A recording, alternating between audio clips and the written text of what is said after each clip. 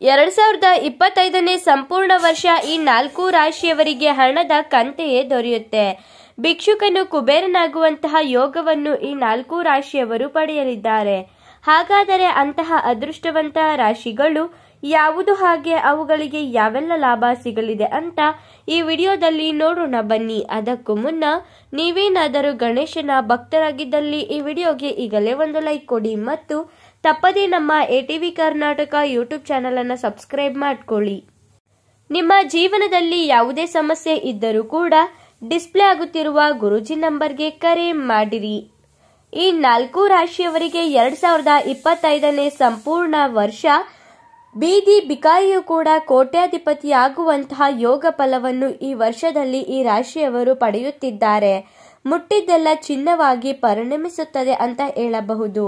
ಇವರು ಮಾಡಿರುವಂತಹ ಪ್ರತಿಯೊಂದು ಕೆಲಸ ಕಾರ್ಯಗಳನ್ನು ಕೂಡ ಇವರಿಗೆ ಮಹಾ ಅದೃಷ್ಟ ತಂದುಕೊಡುತ್ತದೆ. ರಾಜಯೋಗ ಖುಲಾಯಿಸುತ್ತದೆ. ಹೀಗಾಗಿ ಹಣದ ಹೊಳೆಯೇ ಹೊರೆಯುತ್ತದೆ.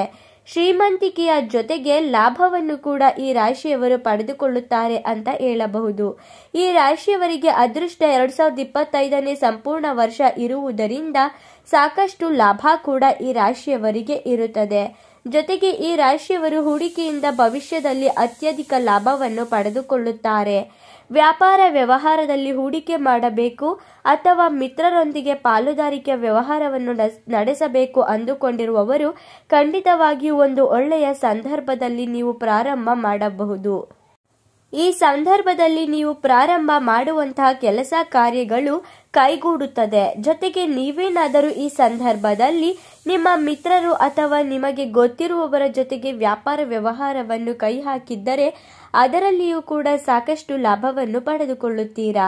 ಇನ್ನು ಇದರ ಜೊತೆಗೆ ನಿಮ್ಮ ವಿದೇಶಿ ಪ್ರಯಾಣದ ಕನಸು ಕೂಡ ಕೈಗೂಡುವ ಸಾಧ್ಯತೆ ಹೆಚ್ಚಾಗಿದ್ದು, ಜೊತೆಗೆ ನಿಮ್ಮ ಮನೆಯಲ್ಲಿ ಒಂದಿಷ್ಟು ಪಾಸಿಟಿವ್ ಎನರ್ಜಿ ತುಂಬಿಕೊಳ್ಳುತ್ತದೆ. ಸುಖ ಸಮೃದ್ಧಿ ಸಂತೋಷಕ್ಕೆ ಯಾವುದೇ ರೀತಿಯ ಕೊರತೆ ಆಗುವುದಿಲ್ಲ. ಸತಿಪತಿ ನಡುವೆ ಇದ್ದಂತಹ ವೈಮನಸ್ಸು ದೂರವಾಗುತ್ತೆ.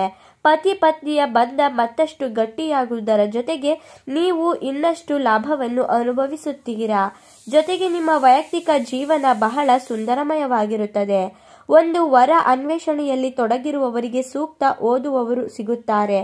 ಮಕ್ಕಳಾಗದೆ ಇರುವಂತಹ ದಂಪತಿಗಳಿಗೆ 2025ನೇ ವರ್ಷದಲ್ಲಿ ಮಕ್ಕಳಾಗುವ ಲಾಭ ಇದೆ. ಇಷ್ಟೆಲ್ಲ ಲಾಭ ಮತ್ತು ಅದೃಷ್ಟವನ್ನು ಪಡೆಯಲಿರುವ ಆ ಅದೃಷ್ಟವಂತ 4 ರಾಶಿಗಳು ಯಾವುದು ಎಂದರೆ ಮೇಷರಾಶಿ, ಕುಂಭರಾಶಿ, ಮಕರ ರಾಶಿ, ಮಿಥುನ ರಾಶಿ.